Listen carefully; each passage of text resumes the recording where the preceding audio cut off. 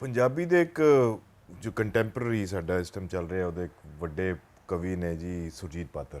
ਜੀ ਉਹਨਾਂ ਦੀ ਕਵਿਤਾ ਹੈ, ਉਹਦਾ ਇੱਕ ਲਾਈਨ ਹੈ ਉਹਦੇ 'ਚ ਕਿ ਮਰ ਰਹੀ ਹੈ ਮੇਰੀ ਭਾਸ਼ਾ। ਕਿਉਂਕਿ ਪੰਜਾਬੀ ਹੈ ਤਾਂ ਉਹਨਾਂ ਦਾ ਖਿਆਲ ਹੈ ਕਿ ਪੰਜਾਬੀ ਹੁਣ ਮਰ ਰਹੀ ਹੈ, ਜੋ ਪੰਜਾਬ ਵਿੱਚ ਸਾਡੀ ਪਤਾ ਨਹੀਂ ਮਰੀ ਕਿ ਨਹੀਂ ਮਰੀ। ਅਸੀਂ ਮਰਨ ਤੋਂ ਪਹਿਲਾਂ ਗੱਲ ਇਹ ਕਰਨਾ ਕਿ ਜਨਮੀ ਕਿਵੇਂ ਗਈ, ਸ਼ੁਰੂ ਕਿਵੇਂ ਹੋਈ ਇਹ ਜ਼ਬਾਨ ਜਾਂ ਤੁਹਾਡੀ ਬੋਲੀ, ਉਹ ਔਰ ਖ਼ਾਸ ਉਹਦੇ ਪੰਜਾਬ ਦੀ। ਇਹ goes back to Dravidians and Aryans, ਇਹ ਉਹ ਉੱਥੋਂ ਹੀ ਰੂਟ ਨਿਕਲਿਆ ਦਾ। ਹਾਂਜੀ, ਇਸ ਤੋਂ ਪਹਿਲੇ ਕਿ ਅਸੀਂ ਇਹ 'ਤੇ ਗੱਲ ਕਰੀਏ, ਮੈਂ ਦੋ ਗੱਲਾਂ ਜਿਹੜੀਆਂ ਨੇ ਉਹ ਆਪਣੇ ਸੁਣਨ ਵਾਲਿਆਂ ਨਾਲ ਸਾਂਝੀਆਂ ਕਰਨਾ ਚਾਹੁੰਦਾ ਹਾਂ। ਉਹ ਇੱਕ ਤਾਂ ਇਹ ਹੈ, ਮੈਂ ਵੈਸੇ ਇੰਤਜ਼ਾਰ ਕਰ ਰਿਹਾ ਅਗਲੇ 'ਚ ਕਰੀਏ, ਬੱਚੇ ਨਹੀਂ ਮੇਰਾ ਖਿਆਲ ਹੈ ਕਿ ਇੱਥੋਂ ਇਹ ਅਗਲੇ 'ਚ ਵੀ ਕਰ ਪਹਿਲੇ ਦਿਆਂਗੇ। ਸ਼ੌਕ ਦੇ ਕੇ ਫਿਰ ਅੱਗੇ ਚੱਲਦੇ ਹਾਂ। ਹਾਂਜੀ, ਅਤੇ ਉਹ ਇਹ ਹੈਗੀ ਹੈ ਕਿ ਇੱਕ ਤਾਂ ਇਹ ਹੈ ਕਿ ਜਿਹੜੀ ਬਹੁਤ ਸਾਰੇ ਲੋਕਾਂ ਨੇ ਸਵਾਲ ਕੀਤਾ ਕਿ ਜਿਸ ਕਿਤਾਬ ਦਾ ਅਸੀਂ ਬਾਰ-ਬਾਰ ਰੈਫਰੈਂਸ ਦੇ ਰਹੇ ਹਾਂ, ਹਿਸਟਰੀ ਦੀ ਕਿਤਾਬ ਦਾ, ਮੇਰੀ ਉਹ ਜਿਹੜੀ ਹੈ ਉਹਦੀ ਇੰਗਲਿਸ਼ ਟਰਾਂਸਲੇਸ਼ਨ ਹੋ ਗਈ ਹੈ ਔਰ ਉਹ ਮੇਰਾ ਖਿਆਲ ਹੈ ਕਿ ਅਗਲੇ 2 ਹਫ਼ਤਿਆਂ 'ਚ ਉਹ ਐਮਾਜ਼ੋਨ 'ਤੇ ਅਵੇਲੇਬਲ ਹੋਏਗੀ। ਸੋ ਜਿਹਨੇ ਵੀ ਉਹ ਲੈਣੀ ਹੈ ਉਹ ਕਿੰਡਲ 'ਤੇ ਪੜ੍ਹ ਲਵੇ ਜਾਂ ਉਹ ਪੇਪਰ ਬੈਗ ਖਰੀਦ ਲਵੇ, ਲੇਕਿਨ ਇਹ ਹੈ ਕਿ that's the way to get it. ਠੀਕ ਹੈ। ਦੂਜੀ ਗੱਲ ਇਹ ਹੈਗੀ ਹੈ ਕਿ ਜਿਵੇਂ ਤੁਸੀਂ ਅਗਲੇ ਪ੍ਰੋਗਰਾਮ 'ਚ ਵੀ ਕਰ ਲੈਣਾ, ਲੇਕਿਨ ਇਹ ਹੈ ਕਿ ਅਸੀਂ ਇਹਨੂੰ ਹੁਣ ਜਿਹੜੀ ਪੰਜਾਬੀ 'ਤੇ ਸਾਡੀ ਸਾਰੀ ਗੁਫ਼ਤਗੂ ਸੀ ਔਰ ਗੱਲਬਾਤ ਹੋ ਰਹੀ ਸੀ, ਉਹਨੂੰ ਅਸੀਂ ਰੈਪ ਅਪ ਕਰ ਰਹੇ ਹਾਂ। ਮੇਰਾ ਆਪਣਾ ਇਹ ਖਿਆਲ ਹੈ ਕਿ ਜੋ ਮੈਂ ਕਹਿਣਾ ਸੀਗਾ ਪੰਜਾਬੀ ਔਰ ਪੰਜਾਬ ਦੇ ਮਾਮਲੇ 'ਚ, ਉਹ ਮੈਂ ਕਹਿ ਦਿੱਤਾ। ਔਰ ਹੁਣ ਮੈਂ ਬਾਬੇ ਨਾਨਕ ਵਾਂਗੂ ਜ਼ਿਹਨੀ ਤੌਰ 'ਤੇ ਮੈਂਟਲੀ ਹੁਣ ਮੈਂ ਦੁਨੀਆ ਦੀ ਸੈਰ ਕਰਨੀ ਹੈ ਔਰ ਮੈਂ ਦੁਨੀਆ ਦੇ ਬਾਰੇ 'ਚ, ਹੋਰ ਦੁਨੀਆ ਦੇ ਬਾਰੇ ਸੋਚਣਾ ਹੈ ਪੰਜਾਬ ਤੋਂ ਅੱਗੇ ਕਿ ਉਹ ਦੁਨੀਆ ਕਿਹੜੀ ਹੈਗੀ ਹੈ।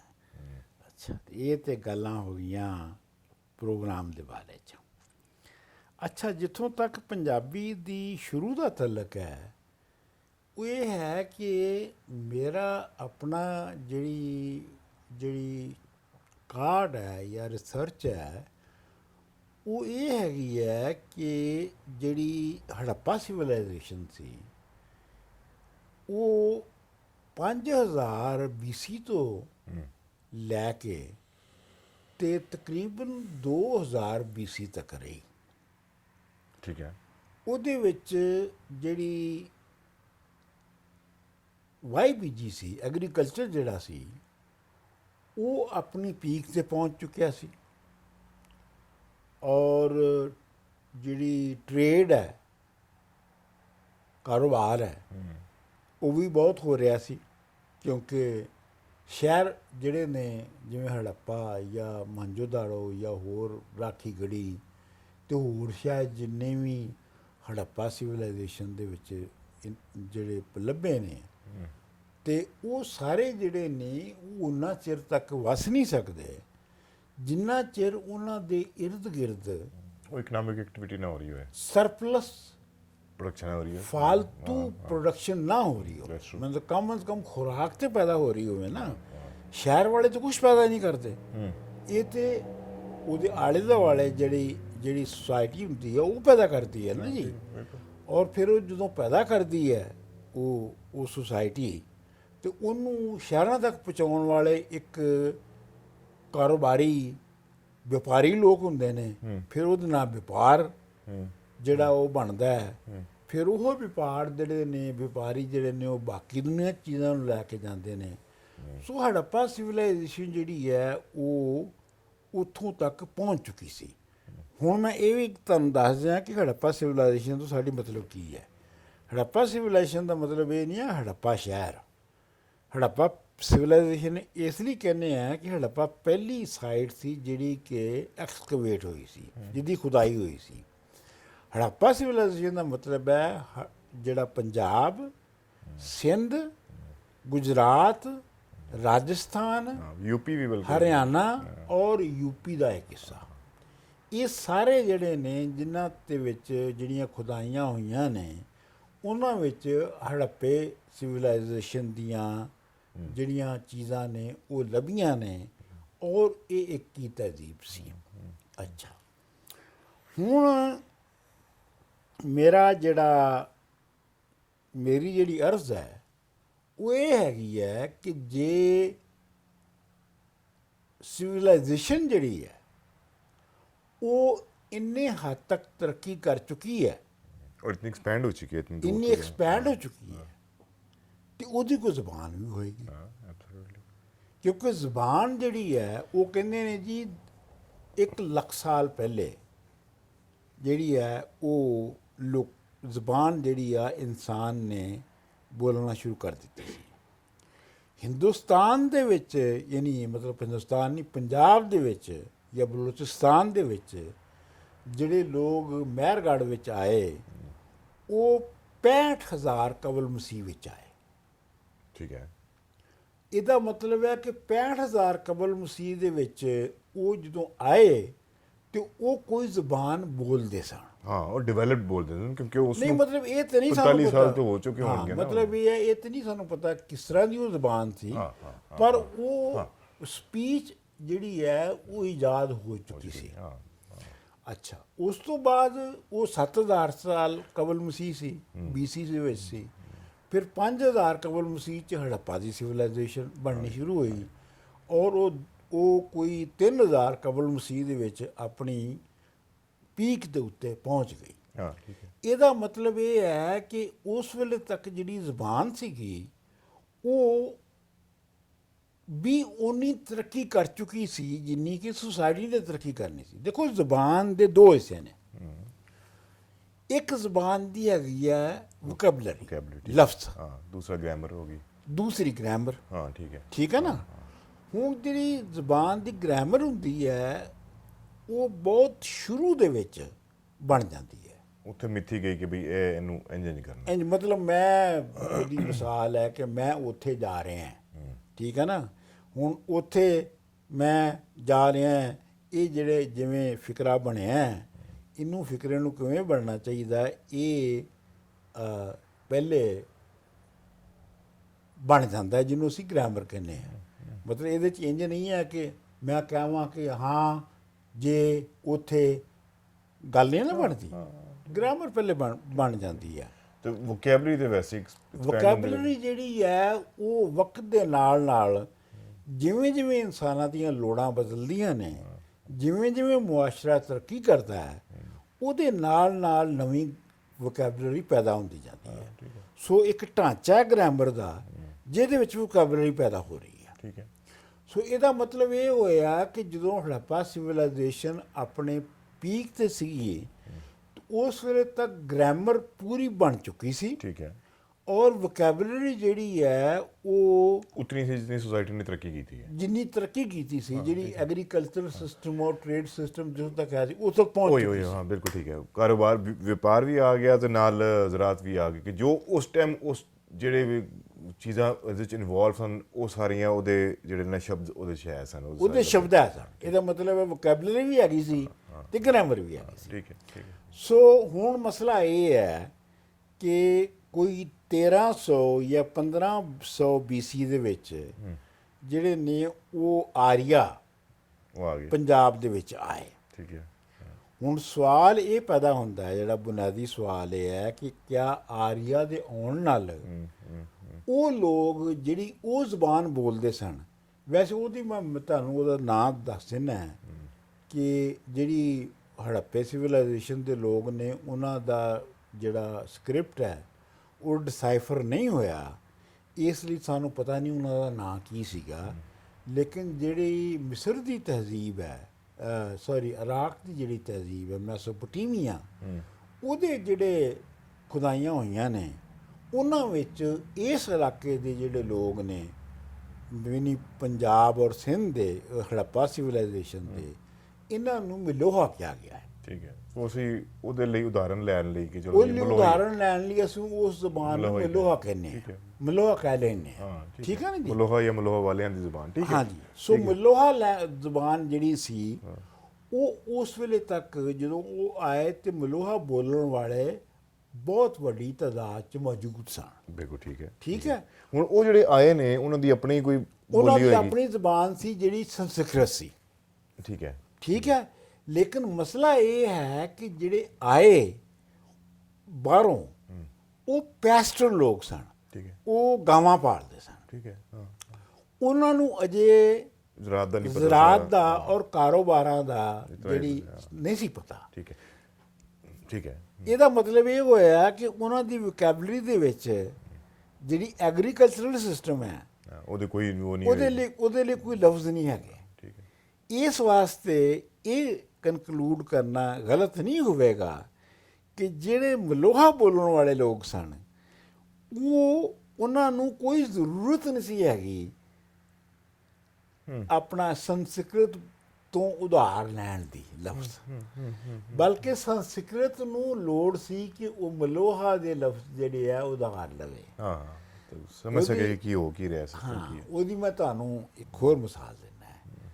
ਉਹਦੀ ਮਿਸਾਲ ਇਹ ਹੈ ਕਿ ਜਿਹੜੀ ਰੋਮਨ ਅੰਪਾਇਰ ਹੈ, ਠੀਕ ਹੈ ਨਾ ਜੀ, ਰੋਮਨ ਅੰਪਾਇਰ ਜਿਹੜੀ ਹੈ ਉਹ 2-3 ਕਬਲ ਮਸੀਹ ਦੇ ਵਿੱਚ ਉਹ ਫੈਲੀ ਔਰ ਉਹਨੇ ਯੂਰਪ ਔਰ ਏਸ਼ੀਆ ਦੇ ਯਾਨੀ ਕਈ ਮੁਲਕਾਂ ਦੇ ਵਿੱਚ ਉਹਨੇ ਡੋਮੀਨੇਟ ਕੀਤਾ, ਉਹਨੂੰ ਆਪਣੇ ਆਪ ਸ਼ਾਮਲ ਕਰ ਲਿਆ। ਠੀਕ ਹੈ। ਲੇਕਿਨ ਉਹਦੇ ਦੋ ਹਿੱਸੇ ਸਨ, ਇੱਕ ਤਾਂ ਈਸਟਰਨ ਪ੍ਰੋਵਿੰਸਸ ਔਰ ਇੱਕ ਵੈਸਟਰਨ ਪ੍ਰੋਵਿੰਸਸ। ਈਸਟਰਨ ਦੇ ਪ੍ਰੋਵਿੰਸਸ ਜਿਹੜੇ ਸਨ ਉਹਨਾਂ ਦੇ ਵਿੱਚ ਸ਼ਾਮਲ ਸਨ ਯੂਨਾਨ, ਠੀਕ ਹੈ। ਸ਼ਾਮ, ਹਾਂ, ਸੀਰੀਆ, ਠੀਕ ਹੈ। ਇਰਾਕ ਠੀਕ ਹੈ। ਔਰ ਮਿਸਰ ਔਰ ਇਥੋਪੀਆ ਵੀ ਸ਼ਾਮਲ ਸੀ। ਇਹ ਸਨ ਉਹਦੇ ਈਸਟਰਨ ਮਸ਼ਰਕੀ ਸੂਬੇ। ਜਿਹੜੇ ਉਹਦੇ ਵੈਸਟਰਨ ਜਿਹੜੇ ਸੂਬੇ ਸਨ ਉਹਦੇ ਵਿੱਚ ਯੂਰਪ ਸਾਰਾ ਸੀਗਾ। ਠੀਕ ਹੈ। ਅੱਛਾ, ਲੇਕਿਨ ਜਿਹੜੇ ਈਸਟਰਨ ਸੂਬੇ ਸਨ ਉਹਨਾਂ ਵਿੱਚ ਜਿਹੜੀ ਪੈਦਾਵਾਰੀ ਨਿਜ਼ਾਮ ਸੀ ਉਹ ਬਹੁਤ ਅੱਗੇ ਜਾ ਚੁੱਕਿਆ ਸੀ। ਠੀਕ ਹੈ। ਠੀਕ ਹੈ ਨਾ, ਕਿਉਂਕਿ ਜਿਹੜੀ ਮੈਸੋਪੋਟੇਮੀਆ ਔਰ ਇਜਿਪਸ਼ੀਅਨ ਜਿਹੜੀ ਸਿਵਲਾਈਜੇਸ਼ਨ ਹੈ ਔਰ ਗ੍ਰੀਕ ਸਿਵਲਾਈਜੇਸ਼ਨਸ ਨੇ ਉਹ ਬਹੁਤ ਅੱਗੇ ਜਾ ਚੁੱਕੀਆਂ ਸਨ। ਠੀਕ ਹੈ ਨਾ ਜੀ, ਤੇ ਉਹਨਾਂ ਦੀ ਜ਼ਬਾਨ ਵੀ ਬਹੁਤ ਅੱਗੇ ਜਾ ਚੁੱਕੀ ਸੀ। ਠੀਕ। ਦੂਜੇ ਪਾਸੇ ਜਿਹੜੇ ਵੈਸਟਰਨ ਪ੍ਰੋਵਿੰਸਸ ਸਨ ਜਿੱਥੇ ਉਹ ਗਏ ਯੂਰਪ ਦੇ ਵਿੱਚ, ਉੱਥੇ ਅਜੇ ਲੋਕ ਹੰਟਿੰਗ ਦੀ ਸਟੇਜ ਤੇ ਸਨ, ਅਜੇ ਬਹੁਤ ਪਿੱਛੇ ਸਨ, ਅਜੇ ਸ਼ਿਕਾਰ ਕਰਕੇ ਤੇ ਫੂਡ ਗੈਦਰਿੰਗ ਕਰ ਰਹੇ ਸਨ। ਇਸ ਵਾਸਤੇ ਜਿਹੜੀ ਲੈਟਿਨ ਸੀ ਉਹਦਾ ਜਿਹੜਾ ਅਸਰ, ਉਹਦਾ ਕੋਈ ਅਸਰ ਈਸਟਰਨ ਪ੍ਰੋਵਿੰਸਸ ਤੇ ਨਹੀਂ ਹੋਇਆ। ਹਾਂ, ਠੀਕ ਹੈ, ਕਿਉਂਕਿ ਉਹ ਲਿਮਿਟਿਡ ਵੋਕੈਬਲਰੀ ਹੈ, ਲਿਮਿਟਿਡ ਸਾਰਾ। ਕਿਉਂਕਿ ਜਿਹੜੇ ਈਸਟਰਨ ਜਿਹੜੇ ਪ੍ਰੋਵਿੰਸਸ ਸਨ ਮੇਕ ਸੈਂਸ। ਉੱਥੇ ਆਲਰੇਡੀ ਐਸੀ ਜ਼ਬਾਨ ਮੌਜੂਦ ਸੀ ਕਿ ਉਹਨਾਂ ਨੂੰ ਲੋੜ ਨਹੀਂ ਸੀ ਹੈਗੀ ਲਾਤੀਨੀ ਜਾਂ ਲੈਟਨ ਤੋਂ ਕੁਛ ਲੈਣ ਦੀ। ਲੇਕਿਨ ਜਿਹੜੇ ਵੈਸਟਰਨ ਪ੍ਰੋਵਿੰਸਸ ਸਨ ਜਿਹੜੇ ਕਿ ਪੈਦਾਵਾਰ 'ਚ ਬਹੁਤ ਹੀ ਪਿੱਛੇ ਸਨ ਉਹਨਾਂ ਨੂੰ ਲੋੜ ਹੈਗੀ ਸੀ ਲਫ਼ਜ਼ ਲੈਣ ਦੀ। ਅੱਛਾ, ਇਸ ਤੋਂ ਬਾਵਜੂਦ ਕਿ ਜਦੋਂ ਇਹਨਾਂ ਨੇ ਲਫ਼ਜ਼ ਲੈ ਲਏ, ਮਤਲਬ ਜਦ ਏਰੀਅਨਸ ਆ ਗਏ ਔਰ ਉਸ ਤੋਂ ਬਾਅਦ ਇੰਟਰੈਕਟ ਕਿਸੇ ਨਾ ਕਿਸੇ ਲੈਵਲ ਤੇ ਇੰਟਰੈਕਸ਼ਨ ਹੋਇਆ ਹੋਏਗਾ ਨਾ। ਹੁਣ ਇਹ ਨਹੀਂ ਜਾਣਦੇ ਕਿ ਵੋਕੈਬਲਰੀ ਕੀ ਹੈ, ਉਹ ਨਹੀਂ ਜਾਣਦੇ ਵੋਕੈਬਲਰੀ ਕੀ ਹੈ, ਤਾਂ ਫਿਰ ਉਹਦਾ ਕੋਈ ਮਿਕਸਚਰ ਵੀ ਵਿੱਚ ਆਇਆ ਹੋਏਗਾ ਨਾ, ਕੋਈ ਮਿਕਸ ਹੋਇਆ ਹੋਏਗਾ। ਫਿਰ ਉਹਨਾਂ ਨੇ ਕੋਈ ਇੱਕ ਦੂਜੇ ਕੋਲੋਂ ਕੁਝ ਨਾ ਕੁਝ ਤੇ ਲੈ। ਨਹੀਂ, ਉਹ ਉਹਨੂੰ ਲਿੰਗੁਇਸਟਿਕਸ ਦੇ ਵਿੱਚ ਕਹਿੰਦੇ ਨੇ ਬਾਰੋਇੰਗ। ਹਾਂ, ਇੱਕ ਦੂਜੇ ਕੋਲ ਲਫ਼ਜ਼ ਲੈਣਾ। ਉਹ ਜ਼ਾਹਰ ਗੱਲ ਹੈ ਕਿ ਉਹ ਬਾਰੋਇੰਗ ਹੋਈ ਹੋਏਗੀ, ਲੇਕਿਨ ਮੇਰਾ ਵਿਊ ਪੁਆਇੰਟ ਇਹ ਹੈਗਾ ਕਿ ਜਿਹੜੀ ਬਾਰੰਗ ਹੋਈ ਉਹ ਸੰਸਕ੍ਰਿਤ ਬੋਲਣ ਵਾਲਿਆਂ ਨੇ ਬਹੁਤੇ ਲਫ਼ਜ਼ ਮਲੋਹਾ ਕੋਲੋਂ ਲਏ ਔਰ ਮਲੋਹਾ ਬੋਲਣ ਵਾਲਿਆਂ ਨੇ ਸੰਸਕ੍ਰਿਤ ਕੋਲੋਂ ਬਹੁਤ ਘੱਟ ਲਫ਼ਜ਼ ਲਏ, ਕਿਉਂਕਿ ਉਹਨਾਂ ਨੂੰ ਲੋੜ ਨਹੀਂ ਸੀ ਉਹਨਾਂ ਕੋਲ ਲੈਣ। ਹੁਣ ਅਸੀਂ ਮਲੋਹਾ ਨੂੰ ਤਾਂ ਜਾਣਦੇ ਨਹੀਂ, ਸਾਨੂੰ ਨਹੀਂ ਪਤਾ ਉਹ ਕੀ ਸੀ, ਜੋ ਵੀ ਸੀ ਉਹ। ਲੇਕਿਨ ਹੈ ਕਿ ਸੰਸਕ੍ਰਿਤ 'ਚ ਸਾਨੂੰ ਉਹ ਮਿਲ ਸਕਦੇ ਨੇ, ਮਤਲਬ ਸਾਨੂੰ ਨਹੀਂ ਪਤਾ ਕਿ ਉਹ ਕਿਹੜੇ ਵੇਲੇ ਹੋਣਗੇ, ਲੇਕਿਨ ਹੈ ਕਿ ਦੇਰ must B ਫਿਊ words which are part of।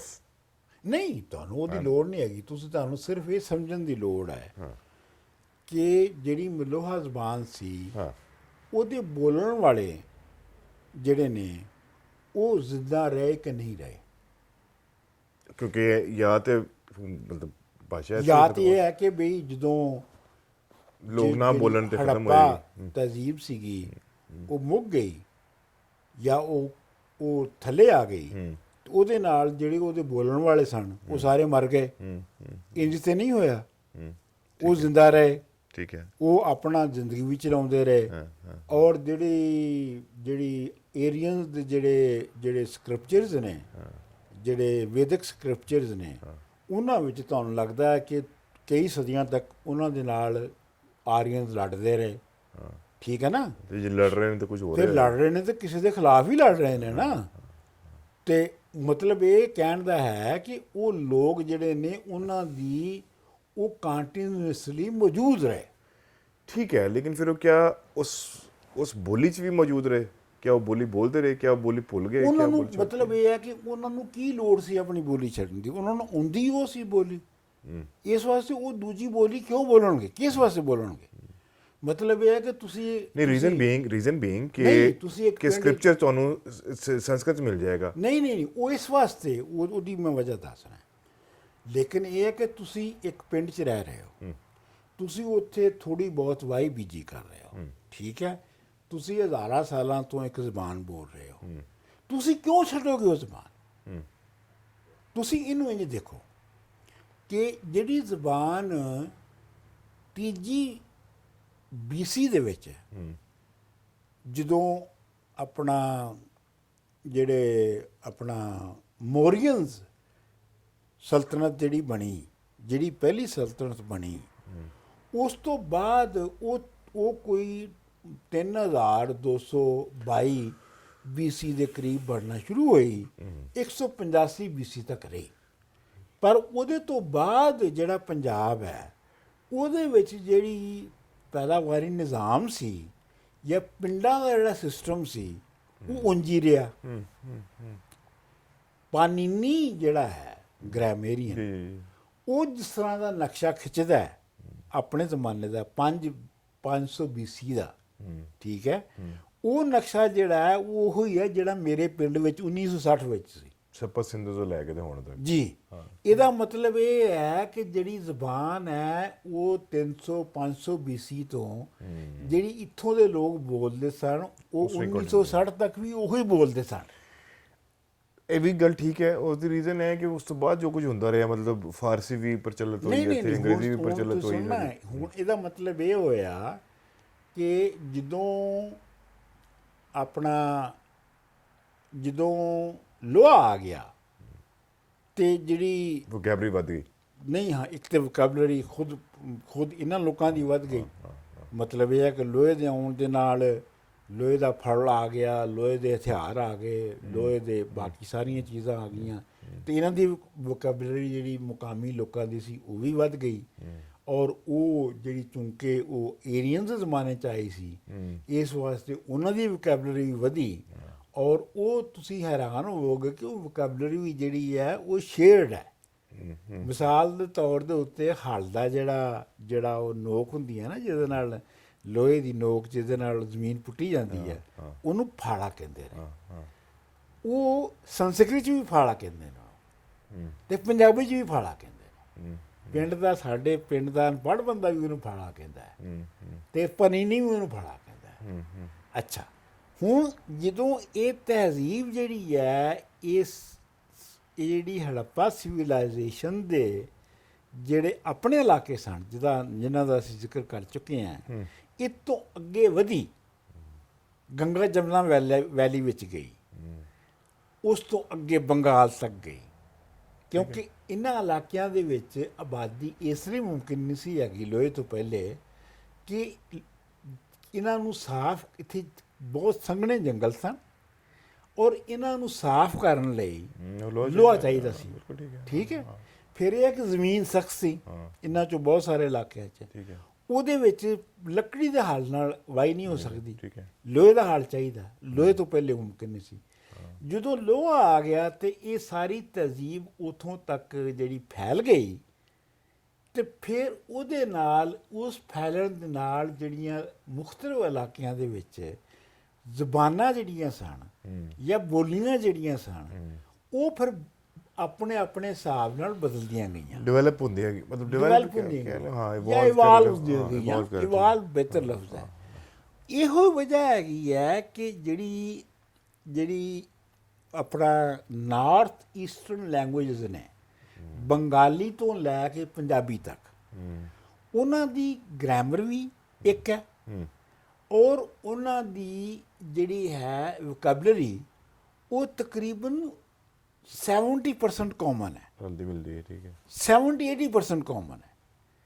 ਔਰ ਬਾਅਦ ਵੋਕੈਬਲਰੀ ਦੇ ਐਸੇ ਲਫ਼ਜ਼ ਨੇ ਜਿਹੜੇ ਇੱਕ ਚੋਂ ਗੁੰਮ ਹੋ ਚੁੱਕੇ ਨੇ, ਪਰ ਦੂਜੇ 'ਚ ਪਿਆ ਹੈ। ਦੂਜੇ 'ਚ ਹੈਗੇ ਨੇ ਅਜੇ। ਹਾਂ, ਇਹਦੇ 'ਚ ਮੈਨੂੰ ਹੁਣ ਇੱਕਦਮ ਸਵਾਲ ਆ ਰਿਹਾ ਹੈ ਕਿ ਜਦੋਂ ਜੰਗਲ ਸਾਫ਼ ਹੋਇਆ ਹੈ ਜਾਂ ਜਿਹੜੀ ਜ਼ਮੀਨ ਜਿਹੜੀ ਤੁਸੀਂ ਪਹਿਲੇ ਪੱਟ ਨਹੀਂ ਸਕਦੇ ਸੀ ਹੁਣ ਤੁਸੀਂ ਕਰ ਸਕਦੇ ਹੋ, ਉਹਦੇ 'ਤੇ ਕੰਮ ਕਰ ਸਕਦੇ ਹੋ, ਇਹਦਾ ਮਤਲਬ ਤੁਸੀਂ ਸਰਪਲਸ ਪ੍ਰੋਡਕਸ਼ਨ ਕਰ ਰਹੇ ਹੋ, ਖਾਣ ਵਾਲੇ ਥੋੜ੍ਹੇ ਨੇ, ਪੈਦਾ ਕਰਨ ਲਈ ਪੈਦਾ ਜ਼ਿਆਦਾ ਹੋ ਰਿਹਾ ਹੈ ਉਹਦੇ। ਸੋ ਇਹ ਪਾਰਟ ਆਫ ਡਿਵੈਲਪਮੈਂਟ ਹੈ ਨਾ। ਸੋ ਜਦੋਂ ਡਿਵੈਲਪਮੈਂਟ ਹੋ ਰਹੀ ਹੈ ਤਾਂ ਮਤਲਬ ਹੈ ਕਿ ਉਸ ਟਾਈਮ ਹੀ ਲੈਂਗੁਏਜ ਵੀ ਡਿਵੈਲਪ ਹੋ ਰਹੀ ਹੈ। It's a parallel thing going on. ਬਿਲਕੁਲ ਬਿਲਕੁਲ, ਮਤਲਬ ਲੈਂਗੁਏਜ ਵੀ ਡਿਵੈਲਪ ਇਹ ਹੋ ਹੁਣ ਰਹੀ ਵੀ ਹੈ। ਅੱਜ ਵੀ ਹੋ ਅੱਛਾ, ਰਿਹਾ। ਲੇਕਿਨ ਮੈਂ ਇਹ ਅਰਜ਼ ਕਰਾਂਗਾ ਕਿ ਲੈਂਗੁਏਜ ਜਿਹੜੀ ਹੈ ਉਹ ਡਿਵੈਲਪ ਹੋਏਗੀ ਉਸ ਹੱਦ ਤੱਕ ਜਿਸ ਹੱਦ ਤੱਕ ਜਿਹੜੇ ਜ਼ਰਾਏ ਪੈਦਾਵਾਰ ਨੇ ਉਹ ਡਿਵੈਲਪ ਹੁੰਦੇ ਨੇ। ਜੇ ਉਹ ਹਲ ਤੇ ਢੱਗੇ ਦੇ ਨਾਲ ਪੈਦਾਵਾਰ ਹੋ ਰਹੀ ਹੈ ਤੇ ਜੇ ਉਹ ਉੱਥੋਂ ਤੱਕ ਪਹੁੰਚ ਗਈ ਹੈ, ਵੋਕੈਬਲਰੀ ਮੌਜੂਦ ਹੈ, ਤੇ ਉਹ ਫਿਰ ਉਸ ਤੋਂ ਅੱਗੇ ਨਹੀਂ ਵਧੇਗੀ ਜਿੰਨਾ ਚਿਰ ਤੱਕ ਕਿ ਉਹਦੇ ਵਿੱਚ ਕੋਈ ਪੈਦਾਵਾਰੀ ਨਵਾਂ ਨਹੀਂ ਆਉਂਦਾ। ਸੋ ਲੈਂਗੁਏਜ ਦੀ ਵੋਕੈਬਲਰੀ ਤੁਹਾਨੂੰ ਪਤਾ ਆ ਗਿਆ ਕਿ ਜਦੋਂ ਤੱਕ ਡਿਵੈਲਪਮੈਂਟ ਨਹੀਂ ਹੋਏਗੀ ਵੋਕੈਬਲਰੀ ਨਹੀਂ ਵੱਧ ਸਕਦੀ ਹੈ। ਲੇਕਿਨ ਲੈਂਗੁਏਜ ਦੀ ਆਪਣੀ ਜਿਹੜੀ ਡਿਵੈਲਪਮੈਂਟ ਹੈ, ਐਵੋਲੂਸ਼ਨ ਹੈ, ਉਹ ਡਿਪੈਂਡ ਕਰਦਾ ਹੈ ਜਦੋਂ ਤੱਕ ਤੁਹਾਡੇ ਮੀਨਸ ਆਫ ਪ੍ਰੋਡਕਸ਼ਨ ਔਰ ਇਕਨੋਮਿਕ ਤੁਹਾਡੀ ਜਿਹੜੀ ਰਿਐਲਿਟੀ ਔਨ ਗਰਾਊਂਡ ਹੈ ਉਹ ਨਹੀਂ ਚੇਂਜ ਹੋਏਗੀ। Economics dictates language. ਮੁਆਸ਼ੀ, ਇਕਨੋਮਿਕ ਤੇ ਸੋਸ਼ਲ ਸਟਰਕਚਰ ਜਿਹੜੇ ਨੇ ਤੇ ਪੋਲੀਟੀਕਲ ਸਟਰਕਚਰ ਜਿਹੜੇ ਨੇ ਉਹਨਾਂ ਦੀ ਤਬਦੀਲੀ ਦੇ ਨਾਲ ਨਵੇਂ ਲਫ਼ਜ਼ ਜਿਹੜੇ ਨੇ ਵੋਕੈਬਲਰੀ 'ਚ ਆਉਣਗੇ। ਮਿਸਾਲ ਦੇ ਤੌਰ ਦੇ ਉੱਤੇ ਜਿਹੜੇ ਫਾਰਸੀ ਬੋਲਣ ਵਾਲੀ ਜਿਹੜੀ ਅਸ਼ਰਾਫੀਆ ਸੀ ਉਹਨੇ 700 ਸਾਲ ਜਿਹੜੀ ਨਾਰਥ ਇੰਡੀਆ ਹੈ ਉਹਦੇ 'ਤੇ ਹਕੂਮਤ ਕੀਤੀ ਹੈ। ਮਤਲਬ ਇੱਕ ਸਾਰੇ ਹਰ ਸਟੇਟ ਦੀ ਜ਼ੁਬਾਨ ਫਾਰਸੀ ਸੀ। ਇਸ ਵਾਸਤੇ ਤੁਸੀਂ ਦੇਖੋ, ਹਾਂਜੀ, ਆਫੀਸ਼ੀਅਲ ਜ਼ੁਬਾਨ ਸੀ। ਇਸ ਵਾਸਤੇ ਤੁਸੀਂ ਦੇਖੋ ਕਿ ਜਿਹੜਾ ਐਡਮਿਨਿਸਟ੍ਰੇਟਿਵ ਸਿਸਟਮ ਹੈ ਇਹਨਾਂ ਸਾਰੇ ਇਲਾਕਿਆਂ ਦਾ, ਉਹਦੀ ਬੋਲੀ, ਜੁਡੀਸ਼ੀਅਲ ਅਦਾਲਤੀ ਨਿਜ਼ਾਮ ਤੇ ਲੈਂਡ ਰੈਵਨਿਊ, ਜ਼ਮੀਨ ਦੀ ਤਕਸੀਮ ਤੇ ਜ਼ਮੀਨ ਦੇ ਉੱਤੇ ਕਿਵੇਂ ਟੈਕਸ ਲੱਗਦਾ ਹੈ, ਉਹਨਾਂ ਦੀ ਜ਼ੁਬਾਨ ਇਹਨਾਂ ਸਾਰੇ ਇਲਾਕਿਆਂ 'ਚ, ਪੂਰੇ ਨਾਰਥ ਦੇ ਇਲਾਕਿਆਂ 'ਚ ਇੱਕ ਹੀ ਵੋਕੈਬਲਰੀ ਹੈ। ਤੁਸੀਂ ਕੋਈ ਜ਼ੁਬਾਨ ਚੁੱਕ ਲਓ, ਇੱਕ ਹੀ ਲਫ਼ਜ਼ ਤੁਹਾਨੂੰ ਮਿਲੇਗਾ, ਠੀਕ ਹੈ। ਸੋ ਲਿਹਾਜ਼ਾ ਇਹ ਚੂੰਕਿ ਪਹਿਲੇ ਨਹੀਂ ਸੀ ਹੈਗਾ, ਯਾਨੀ ਇਸ ਤਰ੍ਹਾਂ ਦਾ ਬੰਦੋਬਸਤ ਨਹੀਂ ਸੀ ਹੈਗਾ, ਐਡਮਿਨਿਸਟ੍ਰੇਟਿਵ ਬੰਦੋਬਸਤ ਨਹੀਂ ਸੀ ਹੈਗਾ, ਇਸ ਤਰ੍ਹਾਂ ਦੀਆਂ ਅਦਾਲਤਾਂ ਨਹੀਂ ਸੀ ਪਹਿਲੇ ਹੈਗੀਆਂ ਪੰਜਾਬ ਔਰ ਬਾਕੀ ਇਲਾਕਿਆਂ 'ਚ, ਇਸ ਤਰ੍ਹਾਂ ਦਾ ਲੈਂਡ ਰੈਵਨਿਊ ਸਿਸਟਮ ਨਹੀਂ ਸੀ ਹੈਗਾ। ਜਦੋਂ ਉਹ ਬਣਿਆ ਤਾਂ ਉਹਦੇ ਨਾਲ ਜਿਹੜੀ ਫਾਰਸੀ ਵੋਕੈਬਲਰੀ ਆਈ ਉਹ ਜ਼ਬਾਨ ਦਾ ਹਿੱਸਾ ਬਣ ਗਈ ਔਰ ਉਹਦਾ ਤੁਸੀਂ ਕੁਛ ਨਹੀਂ ਕਰ ਸਕਦੇ, ਉਹ ਲੋਕਾਂ ਦੀ ਆਮ ਜ਼ਬਾਨ ਦਾ ਹਿੱਸਾ ਬਣ ਗਈ। ਮਿਸਾਲ ਦੇ ਤੌਰ 'ਤੇ ਅੰਗਰੇਜ਼ ਆਏ, ਅੰਗਰੇਜ਼ਾਂ ਨੇ ਲਫ਼ਜ਼ ਡਿਸਟ੍ਰਿਕਟ, ਸਬ ਡਿਸਟ੍ਰਿਕਟ ਜਿਹੜੇ ਨੇ ਉਹ ਵਰਤਣੇ ਸ਼ੁਰੂ ਕੀਤੇ, ਪਰ ਲੋਕੀ ਉਹਨੂੰ ਜ਼ਿਲ੍ਹਾ ਤੇ ਤਹਿਸੀਲ ਹੀ ਕਹਿੰਦੇ ਰਹੇ। ਜਿਹੜੀ ਉਹਨਾਂ ਦੀ ਜ਼ਬਾਨ ਦੇ ਵਿੱਚ ਆ ਚੁੱਕੀ ਸੀ ਪਹਿਲੇ ਤੋਂ, ਫਾਰਸੀ ਦੇ ਜ਼ਮਾਨੇ ਤੋਂ, ਅਦਾਲਤ ਆ ਚੁੱਕੀ ਸੀ, ਵਕੀਲ ਆ ਚੁੱਕਿਆ ਸੀ, ਮਾਮਲਾ ਆ ਚੁੱਕਿਆ ਸੀ। ਉਹ ਚੂੰਕਿ ਪਹਿਲੇ ਹੈ ਸੀ ਤੇ ਇਸ ਲਈ ਲੋੜ ਨਹੀਂ ਸੀ ਬੋਰੋ ਕਰਨ ਦੀ, ਜਿਹੜੀ ਸ਼ਾਇਦ ਨਹੀਂ ਸੀ। ਮਤਲਬ ਸਾਡੇ ਹੁਣ ਇਸ ਜ਼ਮਾਨੇ 'ਚ ਕੰਪਿਊਟਰ ਨਹੀਂ ਸੀ, ਹਾਂ, ਉਹ ਕੰਪਿਊਟਰ ਆਇਆ ਤੇ ਉਹ ਕੰਪਿਊਟਰ ਹੀ ਹੈ। ਬਿਲਕੁਲ ਬਿਲਕੁਲ। ਤੇ ਇਸ ਵਾਸਤੇ ਜਿਹੜੀ ਉਹਨਾਂ ਨੇ 700 ਸਾਲਾਂ 'ਚ ਵੋਕੈਬਲਰੀ ਪਿਕ ਕਰ ਲਈ ਸੀ ਫਾਰਸੀ ਤੋਂ, ਉਹਦਾ ਹਿੱਸਾ ਬਣ ਗਈ। ਵਾਰਿਸ ਸ਼ਾਹ ਜਿਹੜਾ ਹੈ ਉਹ ਖਾਲਸ ਪੰਜਾਬੀ ਦਾ ਸ਼ਾਇਰ ਹੈ ਔਰ ਉਹਦੇ 'ਚ ਅਗਰ ਤੁਸੀਂ ਦੇਖੋ ਤਾਂ ਕੋਈ 30% ਫਾਰਸੀ ਦੇ ਲਫ਼ਜ਼ ਨੇ, ਇਹ ਆ ਚੁੱਕੇ ਸਨ। ਸੋ ਮੇਰਾ ਕਹਿਣ ਦਾ ਮਤਲਬ ਇਹ ਹੈ ਕਿ ਜਿਹੜੀ ਸਮਾਜੀ, ਮੁਆਸ਼ੀ, ਸਿਆਸੀ ਨਿਜ਼ਾਮ ਹੈ ਉਹਦੇ ਅੱਗੇ ਵਧਣ ਦੇ ਨਾਲ ਜਿਹੜੀਆਂ ਲੋੜਾਂ ਪੈਂਦੀਆਂ ਨੇ ਉਹਨਾਂ ਦੇ ਨਾਲ ਵੋਕੈਬਲਰੀ ਆ ਜਾਂਦੀ ਹੈ। ਠੀਕ ਹੈ ਜੀ, ਹਾਂਜੀ। ਸੋ ਲਿਹਾਜ਼ਾ ਜਿਹੜੀ ਲੇਕਿਨ ਇਹ ਮੈਂ ਨਾਲ ਕਹਿੰਦਾ ਚੱਲਾਂ ਤੁਹਾਡੇ ਨਾਲ ਕਿ ਇਹ ਹੁਣ ਇੱਕ ਹੋਰ ਇਹਦਾ ਪੱਖ ਵੇਖੋ। ਉਹ ਪੱਖ ਇਹ ਹੈਗਾ ਕਿ ਜਿਹੜੀ ਪੈਦਾਵਾਰੀ ਨਿਜ਼ਾਮ ਸੀ ਵਾਈ ਬੀਜੀ ਦਾ, ਐਗਰੀਕਲਚਰ ਦਾ, ਉਹਦੇ ਲਈ ਜਿੰਨੀ ਵੋਕੈਬਲਰੀ ਚਾਹੀਦੀ ਸੀ ਉਹ ਲੋਕਾਂ ਕੋਲ ਹੈ ਸੀ, ਠੀਕ ਹੈ। ਇਸ ਵਾਸਤੇ ਫਾਰਸੀ ਆਈ 700 ਸਾਲ, ਉਸ ਤੋਂ ਬਾਅਦ ਅੰਗਰੇਜ਼ੀ ਆਈ, ਲੇਕਿਨ ਉਹ ਆਮ ਲੋਕਾਂ ਦੀ ਜ਼ਬਾਨ ਨੂੰ ਮੁਤਅਸਰ ਨਹੀਂ ਕਰ ਸਕੀ। ਆਮ ਲੋਕ ਉਂਝ ਹੀ ਪੰਜਾਬੀ ਬੋਲਦੇ ਰਹੇ, ਠੀਕ ਹੈ। ਜਿਵੇਂ ਉਹ 2000 ਸਾਲ ਪਹਿਲੇ ਬੋਲਦੇ ਤਾਂ ਸੀ। ਲੈਂਗੁਏਜ ਖਤਮ ਵੀ ਇਸ ਤਰ੍ਹਾਂ ਹੀ ਹੋਏਗੀ ਕਿ ਜਦੋਂ ਉਹ ਮੋਡ ਆਫ ਪ੍ਰੋਡਕਸ਼ਨ ਔਰ ਉਹ ਜਿਹੜੀ ਇਕਨੋਮਿਕ ਜਿਹੜੀ ਤੁਹਾਡੀ ਉਹ ਹੈ, ਜਦੋਂ ਉਹ ਖਤਮ ਹੋ ਜਾਏਗੀ, ਖੁੱਸ ਜਾਏਗੀ, ਉਹ ਕਿਸੇ ਹੋਰ ਤੁਸੀਂ ਪ੍ਰੋਡਕਸ਼ਨ ਚਲੇ ਜਾਓਗੇ ਤਾਂ ਫਿਰ ਉਹਦੇ 'ਚ ਉਹ ਇਸਤੇਮਾਲ ਕਰੋਗੇ ਨਾ। ਬਿਲਕੁਲ। ਕਿਉਂਕਿ ਅਦਾਲਤ ਅਸੀਂ ਕਹਿੰਦੇ ਰਹੇ ਹਾਂ, ਸਿੱਖਦੇ ਰਹੇ ਹਾਂ, ਸੁਣਦੇ ਰਹੇ, ਜੀ। ਲੇਕਿਨ ਹੁਣ ਤੁਸੀਂ ਜਾ ਕੇ ਕਿਤੇ ਦੇਖ ਲਓ ਤਾਂ ਕੋਰਟ ਲਿਖਿਆ ਹੁੰਦਾ, ਮਤਲਬ ਉਰਦੂ 'ਚ ਵੀ ਲਿਖਿਆ ਹੋਏਗਾ ਤਾਂ ਕੋਰਟ ਹੀ ਲਿਖਿਆ ਹੋਏਗਾ। ਸੋ ਇਹ ਕਿ ਹੁਣ ਉਹ ਜਿਹੜੀ ਮੈਕੈਨਿਜ਼ਮ ਸੀ ਉਹ ਹੁਣ ਬਿਲਕੁਲ ਬਦਲ ਗਿਆ ਉਹਦਾ ਹੁਣ ਪ੍ਰੋਡਕਸ਼ਨ ਇਕਨੋਮਿਕ ਰਿਐਲਿਟੀ। ਇਹਦੇ 'ਚ ਜਨਾਬ ਮਸਲਾ ਇਹ ਹੈਗਾ ਹੈ ਕਿ ਜਿਹੜੀ ਤੇ ਐਗਰੀਕਲਚਰਲ ਸੁਸਾਇਟੀ ਸੀ ਪੰਜਾਬ ਦੇ ਵਿੱਚ ਔਰ ਪੂਰੇ ਹਿੰਦੁਸਤਾਨ ਦੇ ਵਿੱਚ, ਉਹਦੇ ਲਈ ਤਾਂ ਪੂਰੀ ਵੋਕੈਬਲਰੀ ਲੋਕਾਂ ਕੋਲ ਮੌਜੂਦ ਸੀ। ਇਸ ਲਈ ਭਾਵੇਂ ਫਾਰਸੀ ਆਵੇ ਤੇ ਭਾਵੇਂ ਅੰਗਰੇਜ਼ੀ ਆਵੇ, ਲੋਕੀ ਜਿਹੜੇ ਨੇ ਉਹ ਆਪਣੀਆਂ ਜ਼ਬਾਨਾਂ ਦੇ ਲਫ਼ਜ਼ ਹੀ ਬੋਲਦੇ ਨੇ। ਔਰ ਉਹ ਕੁਝ ਲਫ਼ਜ਼ ਜਿਹੜੇ ਨੇ ਜਿਨ੍ਹਾਂ ਦੀ ਲੋੜ ਉਹਨਾਂ ਨੂੰ ਪੈਂਦੀ ਆ ਅਦਾਲਤਾਂ ਜਾਂ ਕਚਹਿਰੀ ਹੋ ਗਈ, ਕਚਹਿਰੀਆਂ ਜਾਂ ਉਹ ਲੈ ਲੈਂਦੇ ਨੇ। ਉਹ ਅਗਰ ਗਿਣੋ ਤਾਂ 400 ਲਫ਼ਜ਼ ਹੋਣਗੇ। ਬਾਕੀ ਜਿਹੜੇ ਸਾਰੇ ਲਫ਼ਜ਼ ਨੇ ਤੇ ਉਹ ਤਾਂ ਆਪਣੀਆਂ ਆਪਣੀਆਂ ਜ਼ਬਾਨਾਂ 'ਤੇ ਬੋਲ ਰਹੇ ਨੇ, ਉਹ ਉਹਨਾਂ ਦੀ ਲੋੜਾਂ ਕੰਪਲੀਟ ਪੂਰੀਆਂ ਹੋ ਰਹੀਆਂ ਨੇ। ਹੁਣ ਮਸਲਾ ਇਹ ਹੈਗਾ ਹੈ, ਜਿਹੜਾ ਮਸਲਾ ਮਤਲਬ ਇਹ ਹੈ ਕਿ ਇਹ ਜਿਹੜੇ ਸਾਡੇ ਬਹੁਤ ਸਾਰੇ ਲੋਕ ਕਹਿੰਦੇ ਨੇ ਨਾ ਜੀ ਅੰਗਰੇਜ਼ ਨੇ ਪੰਜਾਬੀ ਨੂੰ ਮਾਰ ਦਿੱਤਾ ਤੇ ਉਸ ਤੋਂ ਬਾਅਦ ਪਾਕਿਸਤਾਨੀ ਹਕੂਮਤ ਨੇ ਮਾਰਤਾ, ਇਹ ਇੱਕ ਹੱਦ ਤੱਕ ਸਹੀ ਹੈ। ਇਸ ਹੱਦ ਤੱਕ ਸਹੀ ਹੈ ਕਿ ਬਈ ਅੰਗਰੇਜ਼ ਨੇ ਆ ਕੇ ਜਿਨ੍ਹਾਂ ਜ਼ਬਾਨਾਂ ਦੀ ਜਿਹੜੇ ਸਕ੍ਰਿਪਟ ਸਨ ਉਹ ਤੈਅ ਕਰਤੇ, ਉਹਨਾਂ ਨੂੰ ਸਟੈਂਡਰਡਾਈਜ਼ ਕਰ ਦਿੱਤਾ, ਸਟੈਂਡਰਡਾਈਜ਼ ਕਰ ਦਿੱਤਾ ਔਰ ਉਹਨਾਂ ਨੂੰ ਓਫੀਸ਼ੀਅਲ ਬਣਾ ਦਿੱਤਾ ਆਪਣੇ ਆਪਣੇ ਇਲਾਕੇ, ਜਿਵੇਂ ਸਿੰਧੀ ਜਾਂ ਬੰਗਾਲੀ ਹੈ। ਤੇ ਉਹਨਾਂ ਦੇ ਵਿੱਚ ਉਹ ਨਵੀਂ ਵੋਕੈਬਲਰੀ, ਲੋਕਲ ਵੋਕੈਬਲਰੀ ਬਣ ਗਈ। ਪੰਜਾਬੀ ਉਹਨਾਂ ਨਹੀਂ ਕੀਤੀ, ਇਸ ਲਈ ਪੰਜਾਬੀ 'ਚ ਨਹੀਂ ਬਣੀ।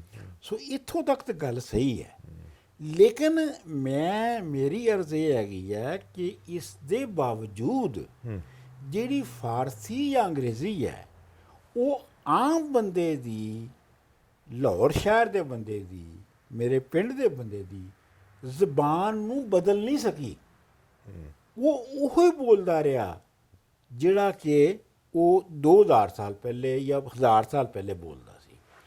ਅੱਜ ਬੋਲ ਰਿਹਾ ਨਹੀਂ। ਹੁਣ ਮੈਂ ਇਹ ਕਹਿਣਾ ਚਾਹੁੰਦਾ ਹਾਂ ਕਿ ਮਸਲਾ ਹੁਣ ਇਹ ਹੋਇਆ ਹੈ ਕਿ ਜ਼ਰੀ ਮੁਆਸ਼ਰਾ ਜਦੋਂ ਸਾਡੇ ਇਲਾਕਿਆਂ ਦਾ ਸਨਅਤੀ ਮੁਆਸ਼ਰੇ ਵਿੱਚ ਢਲਿਆ ਹੈ,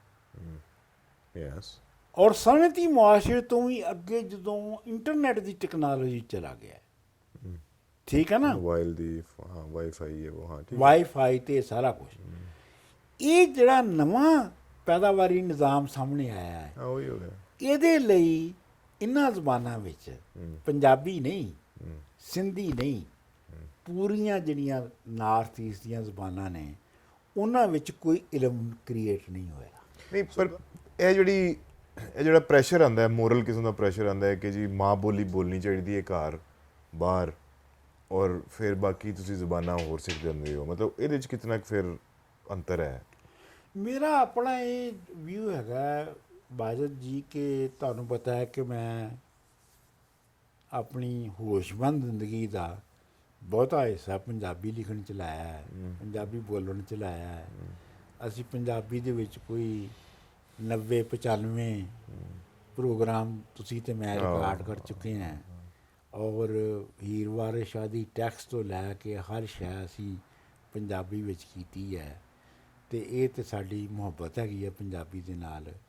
ਲੇਕਿਨ ਮੈਂ ਇਹ ਅਰਜ਼ ਕਰਨਾ ਚਾਹੁੰਦਾ ਹਾਂ ਕਿ ਕੋਈ ਵੀ ਜ਼ਬਾਨ ਰਾਈਟਰਸ ਦੇ, ਅਦੀਬਾਂ ਦੇ, ਸ਼ਾਇਰਾਂ ਦੇ ਲਿਖਣ ਨਾਲ ਜ਼ਿੰਦਾ ਨਹੀਂ ਰਹਿੰਦੀ।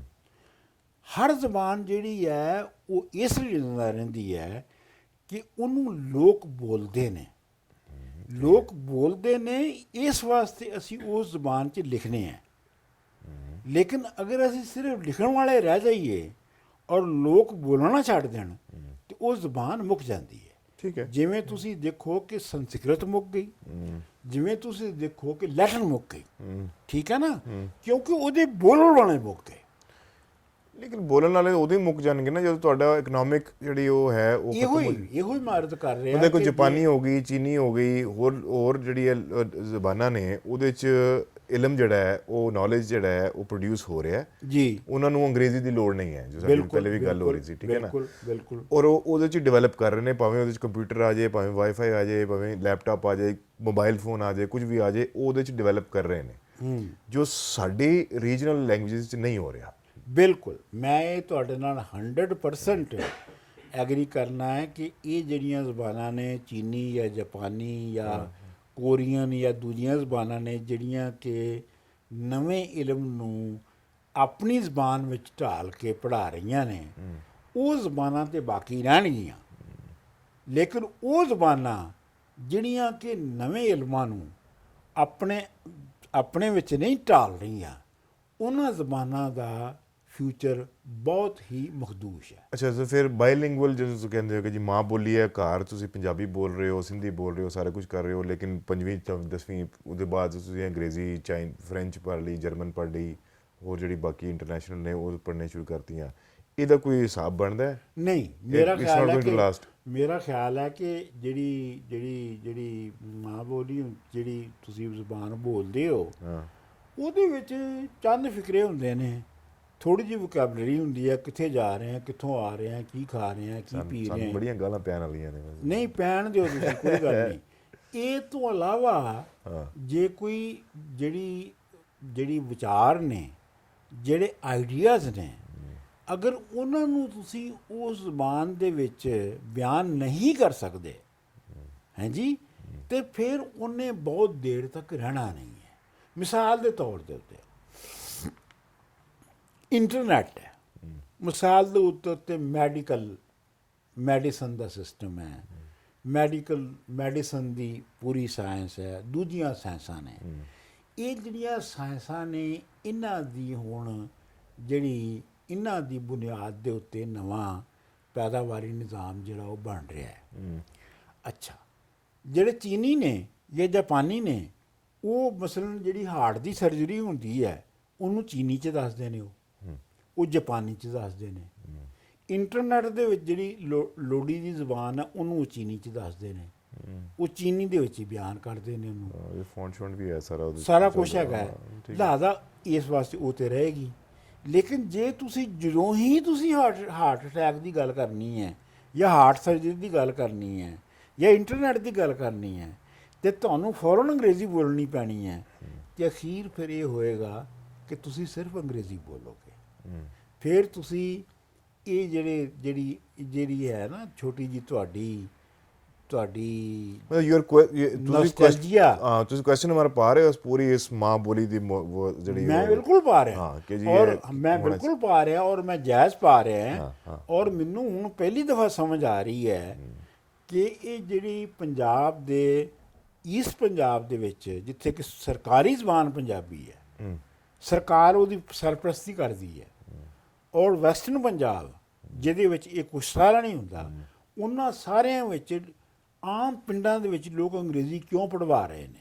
ਕਿਉਂਕਿ ਉਦੋਂ ਮੋਡ ਪ੍ਰੋਡਕਸ਼ਨ ਖਤਮ ਹੋ ਗਿਆ। ਇਹਦੀ ਹੁਣ ਮੈਨੂੰ ਸਮਝ ਆ ਰਹੀ ਹੈ। ਪਹਿਲੇ ਮੇਰਾ ਖਿਆਲ ਸੀ ਇਹ ਫੈਸ਼ਨ ਦੇ ਤਹਿਤ ਹੋ ਰਿਹਾ ਹੈ, ਲੇਕਿਨ ਹੁਣ ਮੇਰਾ ਇਹ ਖਿਆਲ ਹੈ ਕਿ ਇਹਦੀ ਵਜ੍ਹਾ ਇਹ ਹੈਗੀ ਹੈ ਕਿ ਜਿਹੜੀ ਮੇਨ ਪ੍ਰੋਸੈਸਸ ਨੇ ਜ਼ਿੰਦਗੀ ਦੇ, ਜਿਹੜੇ ਲੋੜ ਚਾਹੀਦੇ ਨੇ, ਉਹ ਤੁਹਾਡੀ ਆਪਣੀ ਜ਼ਬਾਨ ਦੇ ਵਿੱਚ ਹੋ ਹੀ ਨਹੀਂ ਰਹੇ। ਤੇ ਇਸ ਵਾਸਤੇ ਤੁਸੀਂ ਉਸ ਜ਼ਬਾਨ ਨੂੰ ਬਹੁਤ ਦੇਰ ਤੱਕ ਨਹੀਂ ਰੱਖ ਸਕਦੇ। ਦੇਖੋ, ਮੈਂ ਤੁਹਾਨੂੰ ਉਹਦੀ ਇੱਕ ਹੋਰ ਮਿਸਾਲ ਦੱਸਣਾ। ਉਹ ਦੇਰ ਜਿਹੜੀ ਹੈ 2-3 ਹਜ਼ਾਰ ਸਾਲ ਵੀ ਹੋ ਸਕਦੇ ਨੇ। ਹਾਂਜੀ, ਉਹ 2-3 ਹਜ਼ਾਰ ਸਾਲ ਵੀ ਹੋ ਸਕਦੇ ਨੇ। ਮੈਂ ਇਹ ਨਹੀਂ ਕਹਿ ਰਿਹਾ ਕੱਲ੍ਹ ਮੁੱਕ ਜਾਣੀ ਹੈ। ਮੇਰਾ ਮਤਲਬ ਹੈ ਕਿ ਉਹਨੂੰ 1000 ਸਾਲ ਲੱਗ ਸਕਦੇ ਨੇ, ਉਹਨੂੰ 2000 ਸਾਲ ਲੱਗ ਸਕਦੇ ਨੇ। ਦੇਖੋ, ਮਸਲਾ ਇਹ ਹੈਗਾ ਕਿ ਜਿਵੇਂ ਨਵੀਂ ਟੈਕਨੋਲੋਜੀ ਆਈ, ਠੀਕ ਹੈ, ਜਿਵੇਂ ਮਸਲਨ ਕਾਰਾਂ ਆਈਆਂ, ਰੈਫਰੀਜਰੇਟਰ ਆਏ, ਅਤੇ ਦੂਜੇ ਤੀਜੇ ਚੀਜ਼ਾਂ ਆਈਆਂ, ਅਤੇ ਜਿਹੜੇ ਦੇਸੀ ਮਕੈਨਿਕ ਸਨ ਉਹ ਤਾਂ ਵਿਚਾਰੇ ਅਨਪੜ੍ਹ ਸਨ, ਉਹ ਤਾਂ ਸਕੂਲ ਵੀ ਨਹੀਂ ਸਨ ਮੋਸਟਲੀ। ਠੀਕ, ਲੇਕਿਨ ਇਹ ਹੈ ਕਿ ਉਹਨਾਂ ਨੇ ਉਹਨੂੰ ਸਮਝਣ ਲਈ ਇੱਕ ਜ਼ੁਬਾਨ ਪੰਜਾਬੀ ਵਿੱਚ ਉਹਨਾਂ ਨੇ ਇੱਕ ਬਣਾ ਲਈ। ਜਿਹੜੇ ਕਾਰਾਂ ਦੇ ਮਿਸਤਰੀ ਨੇ, ਐਸੇ ਹੀ, ਬਿਲਕੁਲ ਐਸੇ ਹੀ। ਹਾਂਜੀ, ਉਹਨਾਂ ਦੀ ਦੇਖੋ ਨਾ, ਉਹਨਾਂ ਸਰ ਨੇ ਇਹ ਜਿਹੜਾ ਟਰਾਂਸਪੋਰਟ ਵਾਲਾ ਜਿਹੜਾ ਹੈਗਾ ਹੈ, ਉਹਦੇ 'ਚ ਡਰਾਈਵਰ ਜਿਹੜਾ ਹੈ ਉਹ ਕਹੇਗਾ ਲੇਡੀਜ਼ ਸੀਟ, ਹਾਂਜੀ ਉਹਨੂੰ ਪਤਾ ਕਿ ਲੇਡੀਜ਼ ਸੀਟ ਕਿਹੜੀ ਹੈ, ਕਿੱਥੇ ਹੈ, ਕਿਸ ਤੋਂ ਲੇਡੀਜ਼। ਨਹੀਂ, ਮੇਰਾ ਮਤਲਬ ਇਹ ਹੈ ਕਿ ਸਵਾਏ ਜਿਹੜੇ ਹੁਣ ਜਿਹੜਾ ਕਾਰਾਂ ਦਾ ਮਿਸਤਰੀ ਹੈ, ਉਹ ਜਿਹੜਾ ਨਿੱਕਾ ਹੁੰਦਾ ਉਹਦੇ ਕੋਲ ਸ਼ਾਗਿਰਦ, ਉਹਨੂੰ ਕਿਸ ਜ਼ਬਾਨ ਸਿਖਾਉਂਦਾ ਹੈ? ਪੰਜਾਬੀ ਸਿਖਾਉਂਦਾ ਹੈ ਨਾ। ਉਹ ਠੀਕ ਹੈ, ਉਹਨੂੰ ਲਫ਼ਜ਼ਾਂ ਜਿਹੜੇ ਮੋਟੇ ਮੋਟੇ ਪੁਰਜ਼ੇ ਨੇ ਉਹਨਾਂ ਦੇ ਨਾਂ ਉਹਨੂੰ ਅੰਗਰੇਜ਼ੀ 'ਚ ਹੀ ਮਿਲਦੇ ਨੇ, ਤਾਂ ਉਹੀ ਉਹਨੂੰ ਵਰਤਣੇ ਪੈਂਦੇ ਨੇ।